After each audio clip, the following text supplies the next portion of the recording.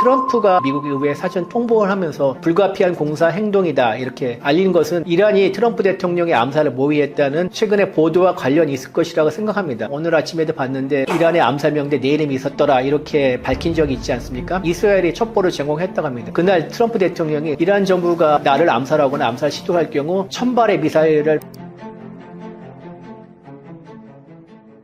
최근 카이가 KF-21과 FA-50의 새로운 수출 전략 공개했습니다. 기존 전략과 비교해서 가장 달라진 점은 무엇인가요?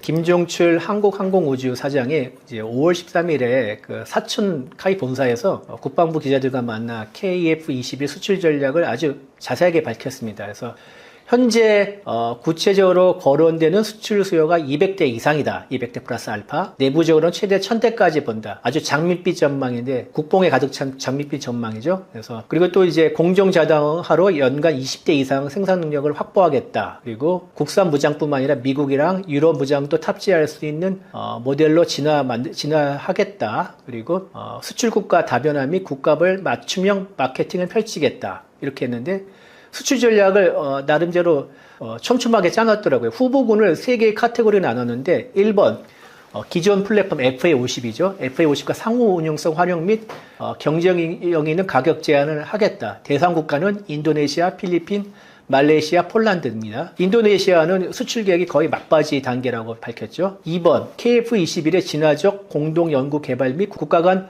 파트너십 구축. 이는 대상이 UAE와 사우디아라비아입니다. 3번 K-무기 체계 운영 경험을 활용한 마케팅을 하겠다. 대상 국가는 태국, 이집트, 이라크입니다. 벌써 거론된 국가가 셋, 둘, 다섯, 10개네요. 10개니까 보통 KF-21에 지금 현재 나와 있는 수요가 한국이 120대 그리고 인도네시아가 48대 뭐 다 채울지 안 채울지 모르겠지만 168대인데 보통 전투기를 200대 이상 생산하면은 손해는 면했다고 하고 300대 이상을 생산하면은 중박이라고 합니다. 그러면 뭐 200대는 일단 200대 이상이니까 손해는 면했고 1000대까지 간다면 이거 대박인 수준이죠. 기존에 우리 이제 K방산이 주로 내세우는 마케팅 전략이 뭐 가성비, 납기 준수였는데 지금 이제 카이가 새로 만든 KF-21의 수출 전략은 상대 국가의 작전적 수요와 운영 환경에 따라 맞춤형 마케팅을 펼치겠다 이런 또 방식으로 좀 더 진화했다고 볼 수가 있죠. 오랜 갈등을 겪었죠. 인도네시아가 이제는 KF-21의 첫 수출국 후보로 강력하게 거론되고 있습니다. 7일째 협상 어느 정도 진행됐고 얼마나 가능성이 있다고 보시나요? 인도네시아는 원래 KF-21의 공동 개발국이죠. 개발 분담금 1조 6천억 원을 내고 대신 이제 시제기를 한 대 받으면서 기술도 이전반해서 인도네시아 현지에서 IF-21을 48대 생산하는 조건입니다. 그러니까 KF-21을 기반으로 인도네시아 특유의 전장 환경에 맞춰서 업그레이드 하겠다. 그래서 아주 나름 폭포가 컸는데 시작은 끝은 미약해졌죠. 결과는 분담금을 6천억으로 깎았고 현지 생산은 포기했고 그래서 우리한테 이제 직도입하는 계약을 맺어야 되는데 현재 이제 초도 물량은 16대로 해가 양측의 의견을 절충하는 중이죠. 근데 이것도 약간 이제 불투명해진 게 있는데 인도네시아 경제 상황이 안 좋습니다. 그래서 지금 외국인 자본이 대량 유치하고 인도네시아 통화인 루피아가 값이 떨어졌고요. 금융시장이 출렁이고 이번에 이란 전쟁으로 인도네시아가 석유 수출을 하는 게 아니라 모자라가지고 석유를 수입하는 국가입니다. 그래서 중동에 많이 의존하고 있는데 이란 전쟁으로 이제 유가가 상승하면서 어렵죠 경제가. 그리고 또 이런 상황에서 수도인 자카르타를 또 동칼리만탄으로 내 있는 누산타라로 이전하는 또 수도 이전도 천도도 좀 추진하고 있죠. 그런데다 또 인도네시아 국방비는 엄청 또 작고 게다가 또 프랑스로부터 라팔을 사고 또 튀르키예와 5세대 칸을 공동 개발한다고 정말 KF-21 16대도 살 수 있을까 이게 좀 의심스러운 상황인데 개인적으로 KF-21 구매 자체를 완전 무산할 가능성이 좀 낮습니다. 인도네시아 재정 상황에 맞춰 도입 수량을 축소하거나 일정에 지연할 수는 있지만은 완전히 무시하기는 어렵고요. 한국과의 관계도 있고 그리고 또 인도네시아 현지에서 IF-21로 이렇게 개량해서 생산할 경우에는 추가 비용이 많이 드는데 이게 직도입으로 바뀌었습니다. 그래서 인도네시아 입장에서는 좀 가성비가 좋은 선택이라 할 수 있고 그리고 분납금을 완납했죠. 그 대가로 KF-21의 CJ5호기를 한 대를 받았고 기술 자료 양도 받았는데 이 CJ기를 또 운영하고 유지 보수하려면 아무래도 카이의 후속 지원을 받아야 되고 그러면은 추가로 계약할 필요성이 있고요. 그래서 앞으로 16대씩 세대 함계로 나눠서 모두 48대를 도입할 가능성도 있습니다. 그럴 경우에 이 경우에는 한 번에 큰 돈을 내는 대신에 이제 순차적으로 구매하는 방식이기 때문에 계약 성사율이 상대적으로 높다고 생각할 수가 있습니다. 이란이 호르무즈 해협을 통과하던 민간 선박과 유조선을 다시 공격했습니다. 미국은 닷새 연속 이란 본토를 공습했고요. 전쟁이 다시 시작된다고 보면 될까요?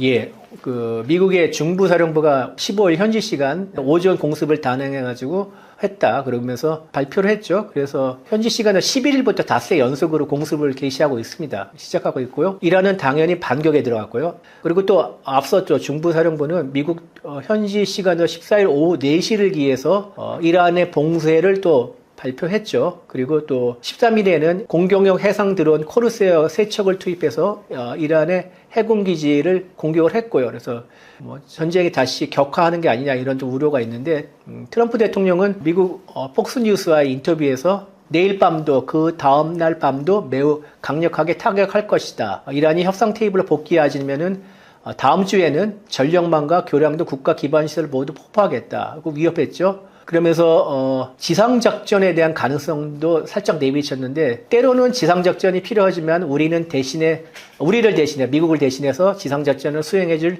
다른 나라들이 있다 이러면서 구체적인 나라명은 밝히지 않았죠.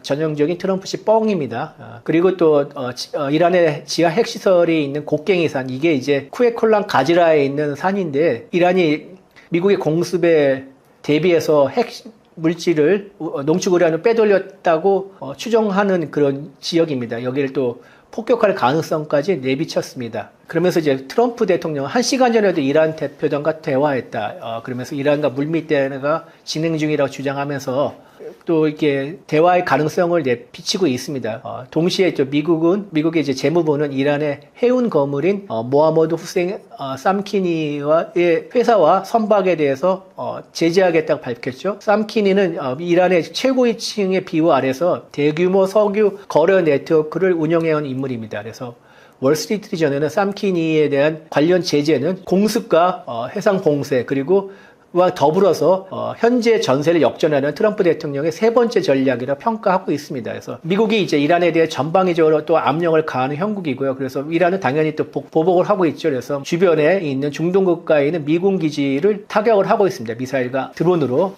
그리고 사체가 걷잡을 수 없이 악화하고 있으니까 유럽의 항공안전청은 민공 항공사들에 대해 바레인, 카타르, 쿠웨이트, 아랍에미리트 5만만 일대 영공을 피해서 우회하라는 또 지침을 하달했습니다. 그래서 전 세계는 이제 미국과 이란이 지난달에 14개의 조항의 MOU 합의에 사실상 종전했다고 안도의 한숨을 내쉬고 있는데 이번에 또 갑자기 또 상황이 악화된 발단은 지난 7일에 호르무즈 해협을 운영하는 상선 3척이 공격을 받으면서입니다. 그래서 이란은 공격의 책임을 인정하지 않고 있지만은 미국은 이란군의 소행을 규정하면서 8일부터 또 공습을 시작했죠. 8일 9일 이렇게 각각 80곳과 90곳을 타격을 했습니다. 그러면서 미국은 이번에 호르무즈해 봉쇄와 이란에 대한 공습은 호르무즈 항로를 확보하는 차원이라고 이렇게 밝혀 설명을 했고요. 작전의 성패는 미국이 호르무즈 해협을 통해 원유를 안정적으로 수송할 수 있는 항로를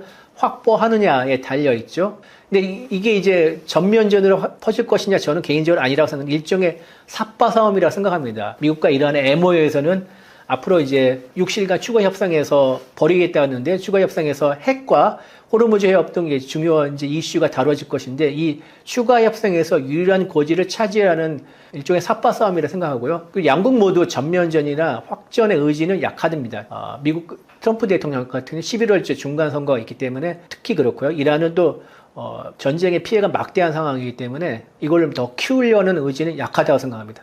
자세히 보면은 미국이 의회 승인도 없이 최대 60일간 군사행동 가능한 절차까지 밟으면서 공세를 확대하고 있는데요. 이거 가장 큰 이유는 무엇인가요? 예, 트럼프 대통령은 이제 12일 미국의 상원 임시의장에게 공식 서한을 보내서 이란과 전쟁을 재개했다고 통보했죠. 이는 이제 전쟁권한법에 따라 한 조치인데 미국의 대통령은 미군을 해외 작전에 파견할 경우에는 오직 의회의 승인을 받아서야 되고요. 그리고 또 군사행동에 앞서 48시간 전에 의회에 통보해야만 합니다. 미국의 의회의 승인 없이 대통령이 해외에서 작전을 할 수 있는 건 60일만 가능합니다. 그리고 그러면서 이제 트럼프 대통령은 특히 이제 필요하고 적절한 경우 추가 조치를 취할 준비가 다 돼 있다.